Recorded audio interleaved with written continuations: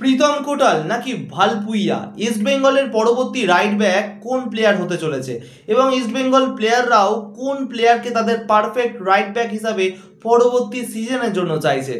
এমনকি জানাবো ইন্টারন্যাশনাল লেভেলে ভারতীয় ফুটবলের অপমান হলো। সুপ্রিম কোর্ট কবে জানাবে যে ইন্ডিয়ান সুপার লিগ কবে শুরু হচ্ছে পরবর্তী মরশুমে।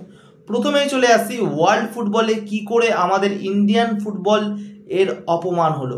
ইন্ডিয়ান ফুটবলের এত বড় অপমান আগে কখনো হয়েছে কিনা আমার জানা ছিল না। বর্তমানে আইএসএল এর পরিস্থিতি কতটা খারাপ তোমরা সবাই জানো। অনেকগুলি ক্লাব প্লেয়ারের মাইনা আটকে দিয়েছে এবং সেই প্লেয়ারগুলো সরাসরি চলে গেছে ওয়ার্ল্ড ফুটবল প্লেয়ার ইউনিয়নের কাছে, যা শর্ট করে নাম এফআইএফপিআরও। এফআইএফপিআরও মানে ওয়ার্ল্ড ফুটবল প্লেয়ার ইউনিয়ন সরাসরি একটা চিঠির মাধ্যমে ফিফাকে কিন্তু জানিয়েছে বর্তমান ইন্ডিয়ান সুপার লিগের খারাপ অবস্থার কথা।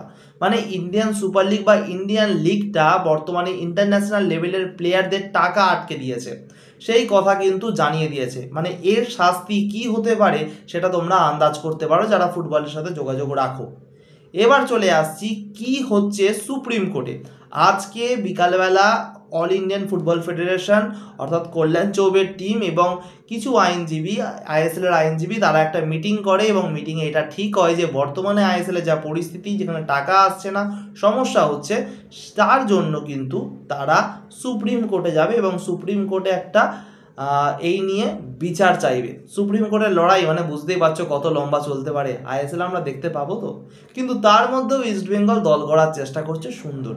ইস্টবেঙ্গল প্রথমেই টার্গেট করেছিল ভালপুইয়াকে। ভালপুইয়া একটা লম্বা চুক্তি রয়েছে মুম্বাই সিটি এফসির সাথে, কিন্তু মুম্বাই সিটি এফসির বর্তমান অবস্থা তো জানো, সে জানিয়েছে যে তার বর্তমান খারাপ অবস্থার কথা, সেই কথায় আসছি না।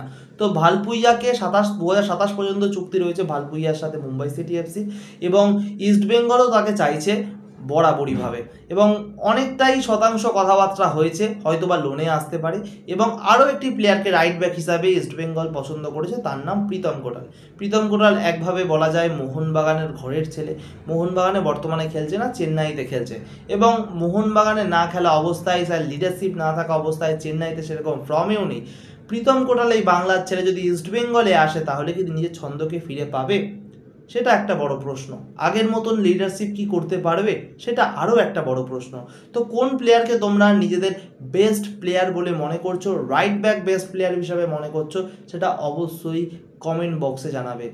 আজকের মতন ভিডিও এখানে শেষ করছি। ভালো থাকো, সুখে থাকো, খেলতে থাকো ফুটবল, সাথে সব খেলাও। টাটা।